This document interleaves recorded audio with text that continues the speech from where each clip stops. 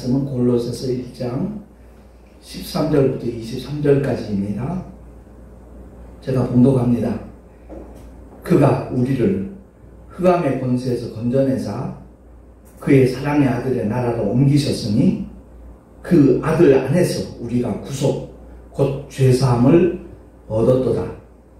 그는 보이지 아니하시는 하나님의 형상이요 모든 창조물보다 먼저 나신 자니 만물이 그에게 창조되되 하늘과 땅에서 보이는 것들과 보이지 않는 것들과 혹은 보좌들이나 주관들이나 정사들이나 권세들이나 만물이 다 그로 말미암고 그를 위하여 창조되었고 또한 그가 만물보다 먼저 계시고 만물이 그 안에 함께 섰느니라. 그는 몸인 교회의 머리라. 그가 근본이요 죽은 자들 가운데서 먼저 나신 자니 이는 친히 만물의 으뜸이 되려 하시며 아버지께서는 모든 충만으로 예수 안에 거하게 하시고 그의 십자가의 피로 화평을 이루사 만물 곧 땅에 있는 것들이나 하늘에 있는 것들을 그로 말미암아 자기와 화목해 되기를 기뻐하심이라. 전에 악한 행실로 멀리 떠나 마음으로 원수가 되었던 너희를 이제는 그의 육체의 죽음으로 말미암아 화목해 하사 너희를 거룩하고 흠없고 책망할 것이 없는 자로 그 앞에 세우고자 하셨으니 합독합니다. 만일 너희가 믿음에 거하고 터 위에 굳게 서서 너희 들은 바 복음의 소망에서 흔들리지 아니하면 그리하리라. 이 복음은 천하 만민에게 전파된 바요 나 바울은 이 복음의 일꾼이 되었노라. 아멘. 기도합니다. 하나님 아버지, 오늘도 우리를 불러주시고 하나님의 생명의 말씀을 들을 수 있도록 은혜 주심을 감사합니다. 깨닫는 자에게 성령의 놀라운 권능까지 허락하여 주셔서 주님의 영광을 위하여 아버지의 뜻을 위하여 최선을 다하는 하나님의 사람들로 다듬어지고 만들어질 수 있도록 주여 역사하여 주시옵소서. 전하는 자 듣는 자 다 함께 큰 은혜 있기를 간절히 소망하옵고 우리 구주 예수 그리스도 이름으로 기도하옵나이다. 아멘. 우리가 주일마다 예배를 드리는 것은 바로 하나님의 영광을 위함이고 이를 위해서는 하나님의 뜻인 예수가 누구신가 하는 것을 더 구체적으로 알아가기 위함입니다. 많은 분들이 성경을 참 가까이 하는 분들도 있고 그냥 주일만 이렇게 들고 다니는 분도 없잖아 있겠지만 성경이 뭐냐 한마디로 요약을 한다면 예수입니다. 신구약 통틀어서 성경의 주인공은 오직 우리를 죄악 가운데서 건져주셨고 또한 천지 만물을 창조하신 예수십니다. 아버지와 아들과 성령 그 삼위가 일체되시는데 그 아버지와 아들과 성령의 그 관계는 하나님 안에 국한된 표현입니다. 그런데 우리는 간혹 그렇게 생각을 해요. 하나님은 아버지시고 아들은 그보다 훨씬 더 좀 낮은 수준을 이렇게 생각을 하고요. 성령은 간혹 가다가 능력으로 생각하는 분들도 없잖아 했어요. 성부도 성자도 성령도 저와 여러분에게는 창조주 하나님이시고 또한 우리를 낳으시고 구원하신 아버지시고 우리의 변호자가 되시고 영원한 스승이라는 사실을 깨닫는 자 참 복 있는 사람인 줄로 믿습니다. 그래서 참된 신앙고백이 무엇인가 베드로가 고백을 했어요. 그렇죠? 사람들이 예수님에 대하여 잘못 인식하고 있을 때 그러면 너희는 나를 누구라 하느냐 라고 주님이 물으셨죠. 그때 시몬 베드로가 주는 그리스도시요 살아계신 하나님의 아들이시니라 라고 고백을 했습니다. 오늘 본문을 통해서는 사도 바울이 이렇게 나타내죠. 하나님은 영이시기 때문에 눈에 보이지 않습니다. 비물질이기 때문에 손으로 만질 수도 없습니다. 이렇게 보이지 아니하시는 창조주 하나님, 그 하나님의 보이는 형상으로 오신 분이 바로 하나님의 독생자 예수라고 이렇게 전하고 있습니다. 우리가 요한복음을 읽으면서도 그냥 스쳐 지나갈 때가 참 많아요. 1장 18절에 보면 분명히 이렇게 선언합니다. 주보에 나왔으니까 한 목소리로 읽겠습니다. 시작. 본래 하나님을 본 사람이 없으되 아버지 품속에 계신 독생하신 하나님이 나타내셨느니라. 아멘. 에덴 동산의 아담도 그렇고 믿음의 조상 아브라함도 그렇고 그 아들 이삭 야곱을 의시해서 시내산에서 하나님의 율법을 받아 나타냈던 모세도 그렇고 다 하나님을 만난 것처럼 성경에 그렇게 표현을 하고 있습니다. 그러나 분명히 요한복음 1장 18절 중에서 본래 하나님을 본 사람이 없다. 아무도 없다. 2000년 전 비로소 베들레헴에 탄생하신 나사렛 동네에서 자라나시고 그리고 갈보리 언덕에서 골고다 언덕에서 피 흘려 죽으셨다가 사흘 만에 부활하신 우리의 영원한 왕이시요 하나님이시요 구주가 되시는 예수, 오직 예수가 처음으로 하나님을 나타내셨다라고 말씀을 하고 있는 겁니다. 그러면 아까 열거했던 아담이나 아브라함이나 이삭, 야곱, 모세가 봤던 하나님은 누구냐? 성경에 분명히 우리에게 표현을 해주고 있어요. 설명을 하고 있습니다. 그 말씀이 바로 사도행전 7장 30절에서 32절, 35절, 38절, 53절 스데반의 설교를 통해서 분명히 우리에게 소상하게 알려주고 있거든요. 그들이 만난 하나님은 다름이 아니라 하나님의 사자였다는 겁니다. 여호와의 사자, 천사였지 하나님을 직접 만날 수 없는 겁니다. 하나님은 소멸하는 불이시기 때문에 대면하는 순간 존재할 자가 없는 겁니다. 그래서 말씀이 육신되어 이 땅에 오셔서 바로 우리 인간들 세계 속에서 인간들의 모습, 종의 형체를 입고 오셔서 3년 이상 함께 공생애를 가지시면서 제자들과 함께 동락을 하시는 가운데 결국엔 십자가에서 피 흘려 죽으셨고 사흘 만에 부활하셔서 우리 영원한 산 소망을 주신 예수, 오직 그분이 처음으로 우리 인생들에게 세상 속에 그 하나님의 보이는 형상으로 오셨다는 것을 우리 모두 제대로 알 수 있기를 소망합니다. 사도행전 7장 30절 말씀을 보면 제가 이 말씀은 꼭 같이 한번 귀 기울여 들었으면 좋겠다 싶어서 제가 찾아서 봉독을 합니다. 40년이 참에 천사가 시내산 광야 가시나무 떨기 불꽃 가운데서 그에게 보이거늘 모세가 이 광경을 보고 기이 여겨 알아보려고 가까이 가니 주의 소리 있어 나는 내 조상의 하나님 즉 아브라함과 이삭과 야곱의 하나님이로라 하신데 모세가 무서워 감히 알아보지 못하더라 라고 이렇게 소개하고 있습니다. 분명히 광야 생활 40년 만에 모세가 시내산 광야에서 가시나무 떨기 불꽃 가운데서 하나님을 만났는데 그가 하나님이 아니라 천사라는 것을 스데반 집사가 분명히 우리에게 말씀하고 있는 겁니다. 35절에도 나옵니다. 저희 말이 누가 너를 관원과 재판장으로 세웠느냐 하며 거절하던 그 모세를 구체적으로 나와 있죠. 하나님은 가시나무 떨기 가운데서 보이던 누구의 손? 천사의 손을 의탁하여 관원과 속량하는 자로 보내셨다라고 말씀하고 있습니다. 이어서 38절에 거듭해서 설명합니다. 시내산에서 말하던 그 천사와 및 우리 조상들과 함께 광야교회에 있었고 또 생명의 돌을 받아 우리에게 주던 자가 바로 이 사람이라 그 모세에 대해서 설명을 하는 겁니다. 시내산에서 말하던 그 천사입니다.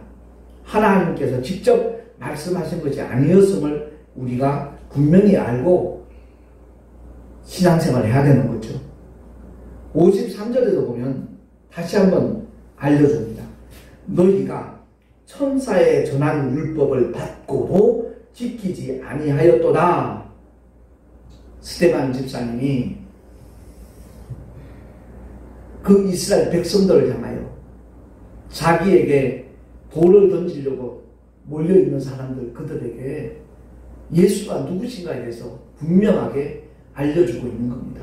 근데 오늘날 보면 교회는 열심히 다녀요.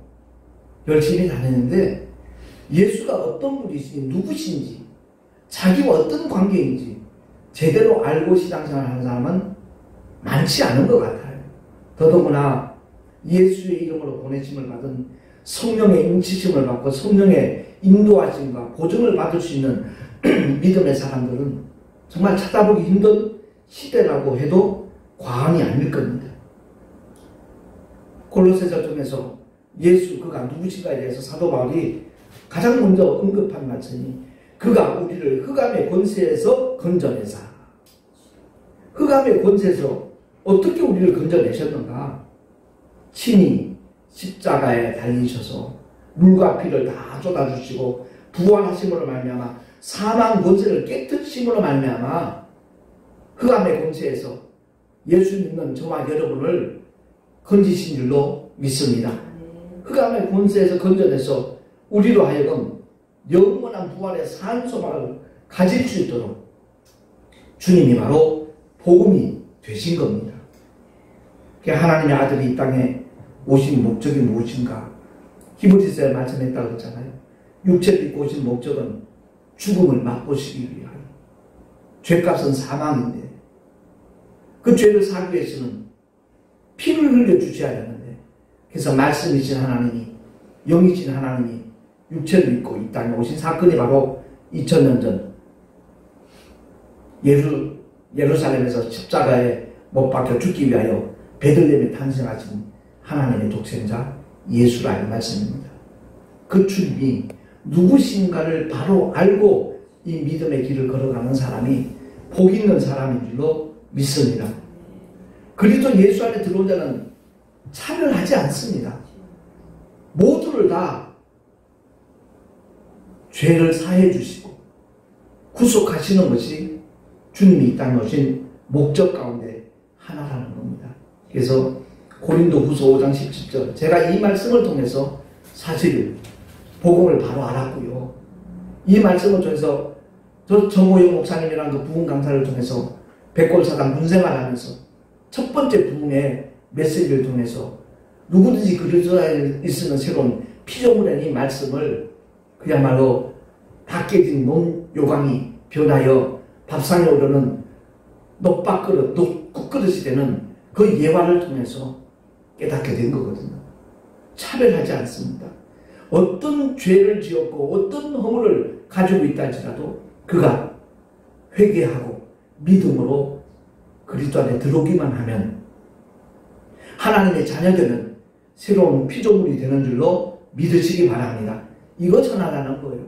불과 2000년 전에 이 세상에 오셨지만 그는 모든 창조물보다 먼저 계신 자라고 성경은 우리에게 말씀하고 있습니다. 눈에 보이지 않으시는 하나님, 그 하나님의 보이는 형상으로 예수님이 이 땅에 오셨고 모든 창조물보다 먼저 계신 자다라고 바울은 골로새 교회의 성도들에게 알려주고 있는 겁니다. 그리고 만유와 만물이 다 그에게 창조되었다는 겁니다. 불과 2000년 전에 이 땅에 오셨지만 창세기 1장 1절에 태초에 하나님의 천지를 창조하셨다는 이 말씀, 그 전부터 계신 분이 바로 예수라는 거죠.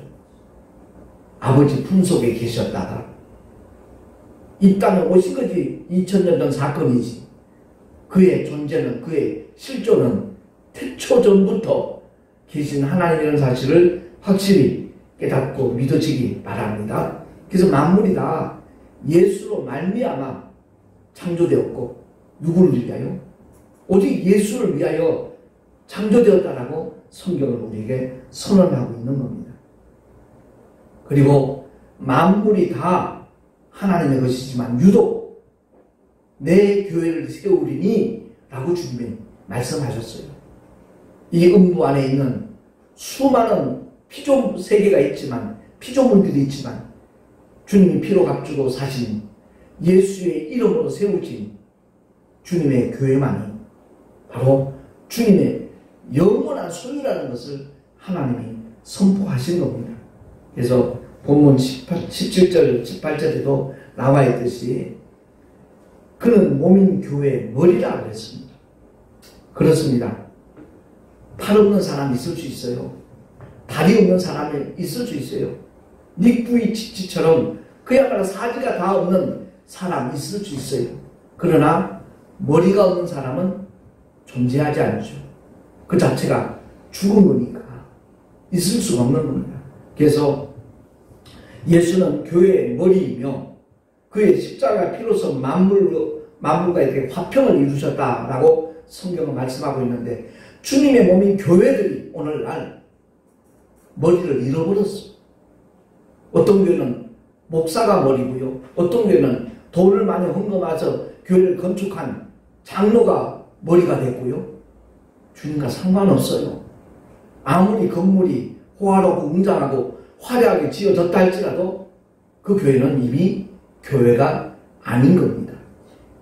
이름은 그럴듯해요. 하나님의 교회. 꼭 교회 같죠? 아니라는 거죠. 그야말로 예수 외에 교회의 머리가 존재하지 않는다는 것을 기억하고, 과연 우리 교회는 나는 주님의 교회인가 돌아봐야 돼요. 확인하는 유일한 방법은 내가 과연 주님의 말씀대로 믿고 순종하며 살아가는 사람인가, 주님이 말씀하시는 대로, 주님이 명령하시고 요구하시는 대로 과연 나는 순복하는 몸인가, 지체인가, 우리는 날마다 확인해야 된다는 사실입니다. 첫사람 아담은 선악과 계명에서 실패했지만, 둘째 아담, 마지막 아담으로 오신 하나님의 아들 독생자 예수는 내가 스스로 버릴 권세도 있고 다시 얻을 권세도 있다고 했잖아요. 바로 십자가의 죽음과 부활, 그것을 언급하시면서 이 계명은 내 아버지에게서 받았다라고 말씀하는 겁니다. 그래서 주님이 이 땅에 오실 때 아버지께로부터 받은 계명은 십자가의 죽으심과 부활이에요. 그 계명을 빌립보서에 말씀하듯이 죽기까지 주님은 복종하셨어요. 할렐루야. 그 주님이 그야말로 우리에게 맡겨주신 사명들을 감당하는 것이 교회가 해야 될 역할인 겁니다. 외적으로 드러나는 어떤 화려함, 규모가 커지고 발전하는 그것이 부인 줄로 생각들을 하지만 결코 아니라는 것을 성경은 말씀을 하고 있는 겁니다. 그리고 우리 주님께서는 주님이 피로 값주고 세우신 교회를 통해서 성령의 역사점을 나타냈는데, 성령을 보내신 목적도 바로 그겁니다. 진리이신 예수를 변호하라고, 증거하라고, 그리고 주님이 맡겨주신 만민에게 복음을 전파하라는 그 사명을 우리 인간의 힘으로는 한계가 있기 때문에 바로 진리의 영이신 성령 하나님이 오셔서 그 증거들을 나타내시고, 그야말로 하나님의 살아계심을, 역사하시고 축복하심을 만민이 알 수 있도록 그 일을 주도하기 위해서 성령 하나님은 오신 줄로 믿습니다. 그러니까 성령 하나님이 주권자예요. 근데 오늘날 많은 사람들이 공부 많이 했다고, 박사학위 가졌다고, 목사가 그 주권자 가진 자인 것처럼 대신하고 있으니 얼마나 안타까운 일입니다. 신학도 좋고, 예? 교리도 좋지만 그 신학과 교리는 성경을 뒷받침하는 시녀예요, 시녀. 예? 신학도 좋지만 성령 하나님이 주관자가 되셔야 돼요. 그리할 때 그 삶 속에 변화도 있고 하나님의 말씀이 그야말로 구체적으로 지속적으로 경험되는 그 증거들을 갖도록 성령 하나님이 역사를 하시는 겁니다. 구원받은 성도들이 여전히 육신을 입고 있고 여전히 이 세상에 머물고 있지만 결코 성도는 육에 속한 자가 아니고 세상에 속한 자가 아니라 하늘의 시민권을 가진 자로서 하나님이 책임지시고 하나님이 보장하시는 믿음의 길, 생명의 길, 승리의 길을 날마다 걸어가고 달려가게 될 줄로 믿습니다. 성령 하나님께서 오신 이유와 목적은 딱 한 가지예요. 진리이신 예수를 변호하기 위하여, 그들을 경험하도록 하기 위하여. 왜? 2000년 전 잠시 이 세상에 오셨다가 지금은 더 이상 이 세상에 육체로 계시지 아니하신 분이 예수셔요. 사망 권세 깨뜨리시고 부활하신 주님은 이제 승천하셔서 아버지 보좌에 계시거든요. 그 아버지 보좌 우편에 계신 그 예수를 우리가 어떻게 경험할 수 있겠습니까? 성령 하나님을 통해서 그 주님을 지금도 우리는 대면할 수 있고 그분의 살아계심을 경험할 수 있고 그분과 함께하는 동행하는 삶까지 경험하게 되는 줄로 믿습니다. 그래서 성령 하나님 오신 목적은 진리를 변호하기 위하여. 요한복음 16장을 보면 죄에 대하여, 의에 대하여, 심판에 대하여 증거하시리라고 했거든요. 그 죄에 대하여 하면 이미 2000년 예수님이 죄를 다 없이 하셨어요. 근데 여전히 지옥 가는 사람이 왜 있죠? 이는 저희가 나를 믿지 아니하는 거예요. 불신앙이 곧 지옥 가는 죄인 거예요. 아담의 원죄를 위시해서 모든 인류의 죄를 주님이 이미 2000년 전에 십자가에서 다 해결하시고 처리하시고 사하셨지만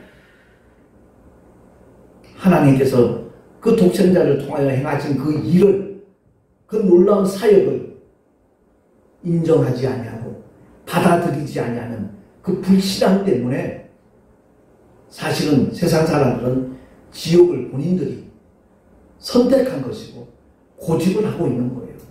그러니까 지금이라도 깨닫고 회개하기만 하면 불신앙의 날들을 주님 회개합니다.